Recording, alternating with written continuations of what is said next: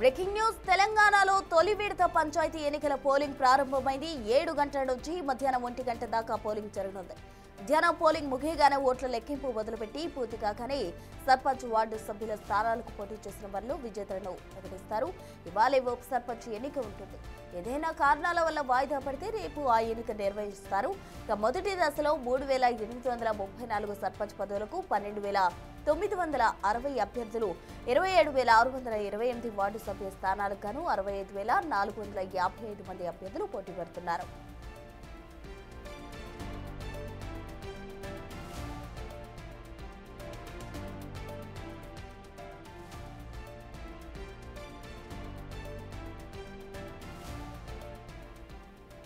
ఉమ్మడి వరంగల్ జిల్లాలో మొదటి విడత పంచాయతీ ఎన్నికల పోలింగ్ కొనసాగుతోంది. 502 సర్పంచ్ స్థానాలు, 3,796 వార్డు స్థానాలకు పోలింగ్ జరుగుతోంది. సర్పంచ్ పోటీలో 1,784 మంది, వార్డు స్థానాలకు 9,250 మంది అభ్యర్థులు బరిలో ఉన్నారు. పోలింగ్ కేంద్రంలో ఆర్ఓ, పీఓ, ఐపీఓ పోలీస్ సిబ్బంది విధులు నిర్వహిస్తున్నారు.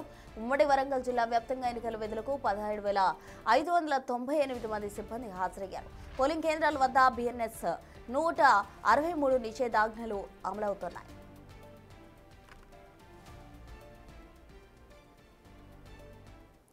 ఉమ్మడి వరంగల్లో పంచాయతీ ఎన్నికలకు సంబంధించి పూర్తి డీటెయిల్స్ మా ప్రతినిధి వేణు అందిస్తారు. వేణు, చెప్పండి, ఇప్పటికే పోలింగ్ ప్రారంభమైన పరిస్థితి, అక్కడ సిచ్యువేషన్ ఏ విధంగా ఉంది? ఓటర్లు వస్తున్నారా? ఏ విధంగా ఉంది పరిస్థితి? ప్రచురణ కొద్దిసేపటి క్రితమే మొదటి విడత పోలింగ్ అయితే మొదలైంది. ఉమ్మడి వరంగల్ జిల్లాకు సంబంధించి 500 మంది 2 సర్పంచ్ అభ్యర్థులు తమ భవితవ్యాన్ని ఈరోజు తెలుసుకోబోతున్న సిచ్యువేషన్. ప్రస్తుతం మనం వరంగల్ జిల్లాలోని వర్ధనపేట మండలం ఇల్లంద పోలింగ్ సెంటర్ వద్ద ఉన్నాం. సో ఇప్పుడిప్పుడే ఓటర్లు కూడా ఇక్కడికి చేరుకుంటున్నారు. సో ఇక్కడ పూర్తిగా 163 బిఎన్ఎస్ఎస్ కింద 100 మీటర్ల మేరకు నిషేధాజ్ఞలు విధించారు. పోలింగ్ ఏజెంట్లు, సిబ్బంది చేరుకున్న తర్వాత వాళ్ళ సమక్షంలో బ్యాలెట్ బాక్సుల సీలింగ్ అయితే కొనసాగింది. ఆ తర్వాత 7 గంటల నుంచే కూడా ఓటర్లు ఓటు వేసేందుకు ఈ యొక్క పోలింగ్ సెంటర్లకు అయితే వస్తున్నటువంటి పరిస్థితి కనిపిస్తూ ఉంది. ఇక ఇప్పటికే ఉమ్మడి వరంగల్ జిల్లా వ్యాప్తంగా 91 సర్పంచ్ స్థానాలు ఉండగా అందులో 11 స్థానాలు ఏకగ్రీవమయ్యాయి. 80 స్థానాలకు ఈ రోజున ఎన్నిక జరగబోతోంది.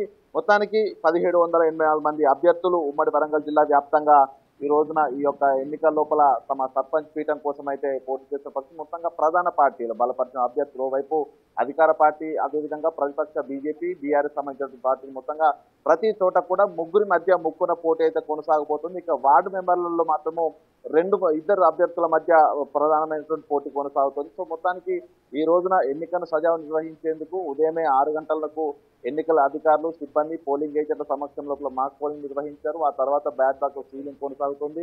వచ్చేటువంటి అభ్యర్థులు కూడా పూర్తిగా తమకు సంబంధించిన ఏదైనా ఒక గుర్తింపు కార్డు, 16 రకాల గుర్తింపు కార్డులను అధికారులు సూచించారు. అందులో ఏదైనా ఒక గుర్తింపు కార్డు తీసుకొని వాళ్ళ పోలింగ్ చిప్ తో పాటు ఒక ఐడి కార్డు తీసుకొని వస్తే వాళ్ళకి సంబంధించిన పోలింగ్ సెంటర్ నెంబర్ వాళ్ళకి చెప్తున్నారు. అక్కడికి వెళ్ళి క్యూ లైన్ లో నిల్చొని ఓటు వేసే విధంగా ఈ యొక్క ఏర్పాట్లు చేశారు. ప్రస్తుతం మనం ఉన్నటువంటి ఇల్లంద పోలింగ్ సెంటర్ కూడా గ్రీన్ ఈకో పోలింగ్ సెంటర్ గా చేశారు. ఇక్కడ ప్లాస్టిక్ ఫ్రీ రహితంగా కూడా ఎన్నికల సామాగ్రి కానీ ఇక్కడ నిర్వహించేటువంటి సామాగ్రి కానీ పూర్తిగా ప్లాస్టిక్ ఫ్రీ జోన్ గా నిర్ణయించారు. ఇక పూర్తిగా వచ్చేటువంటి అభ్యర్థులకు పోలీసుల బందోబస్తు. సో ఈ భారీ సెంటర్ 5,700 పైగా ఓటున్నటువంటి సెంటర్ కావడంతో దాదాపుగా ఎస్ఐ, అదేవిధంగా 3 ఏఎస్ఐలు, హెడ్ కానిస్టేబుల్, మొత్తంగా 23 మంది పోలీసులు, అదేవిధంగా ఈ సెంటర్ లోపల 86 మంది పోలింగ్ సిబ్బందితో పూర్తిగా ఎన్నికల ప్రక్రియ అయితే కొనసాగుతున్న పరిస్థితి. మొత్తంగా సెల్ ఫోన్లు కానీ ఇతర గ్యాడ్జెట్స్ కానీ సెంటర్లోకి అయితే అనుమతించట్లేదు. వాళ్ళకి సంబంధించిన పోలింగ్ సిప్తో పాటు ఒక ఐడి కార్డు, ఏదైనా ఐడి కార్డు వస్తే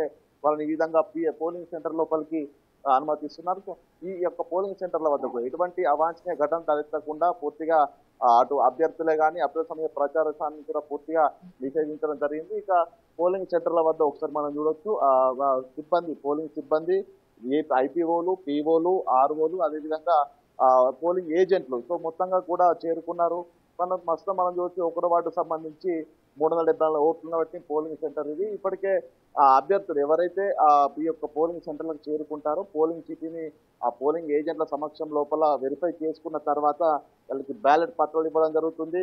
అదేవిధంగా సర్పంచ్, వార్డు మెంబర్లకు సంబంధించిన బ్యాలెట్ పత్రాలు ఇస్తారు. సో వాళ్ళకి మార్క్ చేసేందుకు ఇనెడిబుల్ మార్కర్ కూడా ఇవ్వడం జరుగుతుంది. సో బ్యాలెట్ బాక్స్ లోపల వేసి పూర్తిగా ఇక్కడి నుంచి వెళ్ళిపో. మొత్తానికైతే ఉమ్మడి వరంగల్ జిల్లా వ్యాప్తంగా సో ఉదయం నుంచే భారీగా ఇప్పుడు ఓటర్లు కూడా చేరుకున్న ఒకసారి మనం చూడొచ్చు. పోలింగ్ సెంటర్ల వద్ద ఈ స్థాయిలో ఉదయం 7 గంటలకు పోలింగ్ మొదలు కాగానే అభ్యర్థులు వచ్చి ప్రస్తుతం క్యూ లైన్ లో కూడా వేచినటువంటి సిచ్యువేషన్. సో ఈ స్థాయిలో ఎందుకంటే 1 గంట వరకే పోలింగ్ జరుగుతుంది కాబట్టి ఉదయమే తమ ఓటు హక్కును వినియోగించుకొని వెళ్లేందుకు ఓటర్లు కూడా ఈ యొక్క పోలింగ్ సెంటర్ల వద్దకు అయితే తల్లి వస్తున్న పరిస్థితి ఉంటుంది. ఈ విధంగా ఉమ్మడి వరంగల్ జిల్లా వ్యాప్తంగా ఉన్నటువంటి పంచాయతీలలో మొత్తంగా 17,000 మంది పైగా సిబ్బంది, పోలీస్ సిబ్బంది, అదేవిధంగా వివిధ శాఖల అధికారులంతా కూడా ఆ ఇక పోలీస్ బందోబస్తుతో కొనసాగుతుంది. ఇక జిల్లా కలెక్టర్లు, అబ్జర్వర్ల ఆధ్వర్యం లోపల పోలింగ్ సెంటర్ల పర్యవేక్షణ అయితే కొనసాగుతుంది. మొత్తానికి ఈ రోజు 1 గంటకు జరగబోయే ఈ పోలింగ్ కు అవాంఛనీయ ఘటన జరగకుండా కంప్లీట్ చేసేందుకైతే అధికార యంత్రాంగం సిద్ధమైన పరిస్థితి. సో క్యూ లైన్లలో ఇప్పుడిప్పుడే